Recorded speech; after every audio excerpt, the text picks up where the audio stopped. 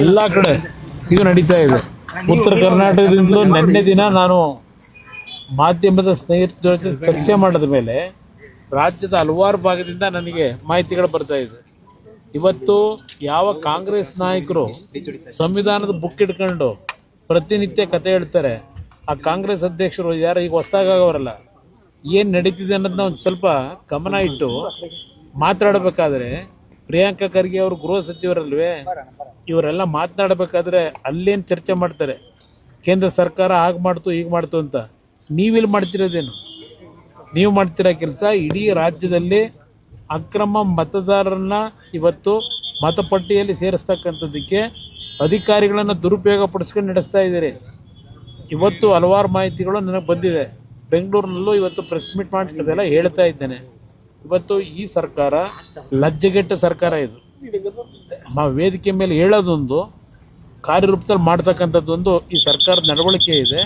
ಇದು ಸದ್ಯದಲ್ಲೇ ಈ ಸರ್ಕಾರದ ನಿಜವಾದ ಬಂಡವಾಳ ಹೊರಗೆ ಬರುತ್ತೆ ಅನ್ನೋದನ್ನ ಹೇಳಕ್ಕೆ ಗಂಭೀರ ಆರೋಪ ಮಾಡ್ತಿದ್ರು ಸರ್. ಸರ್ಕಾರನೇ ಅಕ್ರಮ ಮಾಡ್ತಾ ಇದೆ ಅನ್ನೋಂಥದ್ದು ಸರ್. ಅದನ್ನೇ ಸರ್ಕಾರ ಇಲ್ಲಿ ದೇಶದ ಬಗ್ಗೆ ಕಾಂಗ್ರೆಸ್ನ ಮಹಾನ್ ನಾಯಕರು ಏನು ಮಾತಾಡ್ತಿದ್ರು, ಪಾಪ ರಾಹುಲ್ ಗಾಂಧಿ ಅವರು ಬಹಳ ದೊಡ್ಡ ಭಾಷಣ ಮಾಡ್ತಿದಾರಲ್ಲ, ಇಲ್ಲಿ ಬಂದು ಏನಾಗಿದೆ ಅನ್ನೋದನ್ನ ನೋಡಿ ನಂತರ ಮಾತಾಡೋದು ಒಳ್ಳೇದು. ರಾಜ್ಯ ಕಾಂಗ್ರೆಸ್ಗೆ SIR ಬಗ್ಗೆ ಭಯ ಬಂದಿದ್ಯಾ ಸರ್?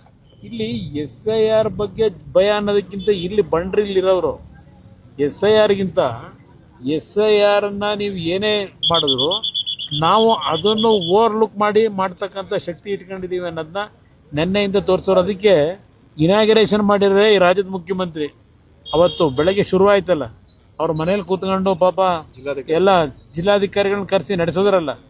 ಮೊದಲನೆಯ ಪೂಜೆ ಫೌಂಡೇಶನ್ ಈ SIRನಲ್ಲಿ ಯಾವ ರೀತಿ ಮತದಾರರನ್ನ ಸೇರಿಸಬೇಕಾದ್ರೆ ಅಕ್ರಮ ಮಾಡ್ಬೋದು ಅಂತಕ್ಕಂಥದ್ದನ್ನ ಅವ್ರ ಮನೆಯಿಂದಲೇ ಶುರು ಮಾಡಿದ್ದಾರೆ. ಇದು ಈಗಾಗಲೇ ಪೋಷಣೆ ಮಾಡೋ ಕೆಲಸ ಸರ್. ಇದು ಪೋಷಣೆ ಮಾಡೋದಲ್ಲ, ನಮ್ಮ ಅಧಿಕಾರಿಗಳು ಯಾವ ಮಟ್ಟಕ್ಕಿದ್ದಾರೆ ಅಂತ ಹೇಳಿ ಇವತ್ತು ನೆನ್ನೆ ಫೋನ್ ಮಾಡಿ ಚರ್ಚೆ ಈ ಥರ ಆಗ್ತಿದೆ ನೋಡಿ ಅಂದರೆ ಇಲ್ಲಿಯ ಅಧಿಕಾರಿಗಳು ಏನು ಅವರು ಪ್ರತಿಕ್ರಿಯೆ ಕೊಡ್ತಾರೆ, ಏನೂ ಆಗಿಲ್ಲ ಅಂತ ಹೇಳ್ತಾರೆ.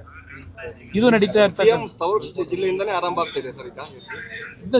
ಮನೆಯಿಂದ ಶುರುವಾಗಿದೆ. ತವರು ಜಿಲ್ಲೆ ಇರಲಿ, ಮನೆ ಇರಲಿ, ಅಲ್ಲಿ ಬೆಂಗಳೂರು ಮನೆಯಲ್ಲೇ ಕೂತ್ಕೊಂಡು ಮಾಡೋದ್ರಲ್ಲ, ಯಾವ ರೀತಿ ನಡೆಸಬೇಕು ಅನ್ನೋದನ್ನ ಇಲ್ಲಿ ಇದನ್ನೇ ಪ್ರಾಕ್ಟೀಸ್ ಮಾಡ್ತಾರೆ. ಮನೆಗಳಿಗೆ ಹೋಗಬೇಕು, ಅಲ್ಲಿ ಫಾರ್ಮ್ ಕೊಡಬೇಕು, ಇಸ್ಕೊಬೇಕು ಸರ್. ಈ ರೀತಿ ಅಷ್ಟು ಜನ ಕರೆಸಿ ಯಾಕೆ ಮಾಡ್ತೀರಾ ಅಂತ ಅನಿಸ್ತಿದೆ ಸರ್. ಈಗ ಇವ್ರು ಮಾಡ್ತಿರೋ ಉದ್ದೇಶವೇ ಹಲವಾರು ಭಾಗದಲ್ಲಿ ನಗರ ಪ್ರದೇಶಗಳಲ್ಲಿ, ಈವನ್ ಕೆಲವು ಹಳ್ಳಿಗಳಲ್ಲಿ ಇವತ್ತು ಅವ್ರು ಮಾಡ್ತಾ ಇರ್ತಕ್ಕಂಥದ್ದು ಮತದಾರರ ಸಂಖ್ಯೆಯನ್ನು ಜಾಸ್ತಿ ಮಾಡ್ಕೊಳ್ಳಿಕ್ಕೆ, ಒಂದು ಅಕ್ರಮ ಮತಗಳನ್ನ ಮಾಡೋದ್ರಿಂದ ಇವತ್ತು ರಾಜ್ಯದಲ್ಲಿ ಪುನಃ ಗೆಲ್ಲಬಹುದು ಅಂತಕ್ಕಂಥದ್ದು.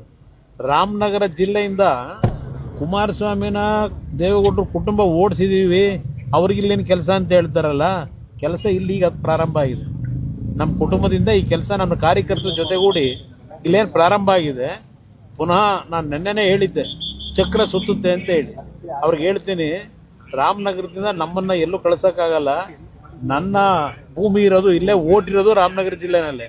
ಇವ್ರು ಹುಟ್ಟಿರಬಹುದು, ನಾನು ಇಲ್ಲಿ ಹುಟ್ಟದೇ ಇರ್ಬೋದು, ಆದರೆ ಇಲ್ಲಿ ನಾನು ಒಂದು ರಾಜಕಾರಣದಲ್ಲಿ ಬಂದ ನಂತರ ರಾಜಕೀಯವಾಗಿ ಜನ್ಮ ಕೊಟ್ಟಂಥ ಜಿಲ್ಲೆ ಇದು ನನಗೆ. ಅವರಿಗೆ ತಂದೆ ತಾಯಿ ಜನ್ಮ ಕೊಟ್ಟಿರ್ಬೋದು, ರಾಜಕೀಯವಾಗಿ ಜನ್ಮ ಕೊಟ್ಟಿರ್ತಕ್ಕಂಥ ಜಿಲ್ಲೆ ಇದು ನನಗೆ. ಇವರ ಬಂಡವಾಳ ತೆಗಿಬೇಕು ಅಂತಲೇ ಇನ್ನೂ ಬದುಕಿದ್ವಿ. ಕೇಂದ್ರ ಚುನಾವಣಾ ಆಯೋಗಕ್ಕೆ ದೂರನ್ನು ಕೊಡ್ತೀರಾ? ಕೇಂದ್ರದ ಚುನಾವಣಾ ಆಯೋಗಕ್ಕೂ ಕೊಡ್ತೀವಿ. ಇಲ್ಲಿ ರಾಜ್ಯದ ಚುನಾವಣಾ ಆಯೋಗಕ್ಕೆ ಮಧ್ಯಾಹ್ನ 3 ಗಂಟೆಗೆ ಸಮಯ ಕೇಳಿದ್ದಾರೆ. ಅಲ್ಲೂ ಸಹ ಇದನ್ನು ಏನೇನಾಗಿದೆ ವಿತ್ ಡಾಕ್ಯುಮೆಂಟ್ರಿ ಎವಿಡೆನ್ಸ್ ಕೊಡ್ತೀವಿ, ಏನೇನು ನಡೆದಿದೆ ಅಂತಕ್ಕಂಥದ್ದು. ಇನ್ನು ಹಲವಾರು ಮಾಹಿತಿ.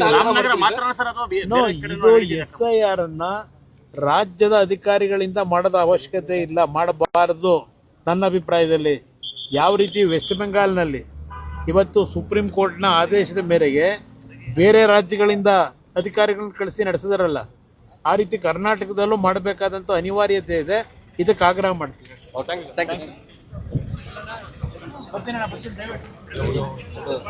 ಫೋನ್ ಮಾಡ್ಬೋದು.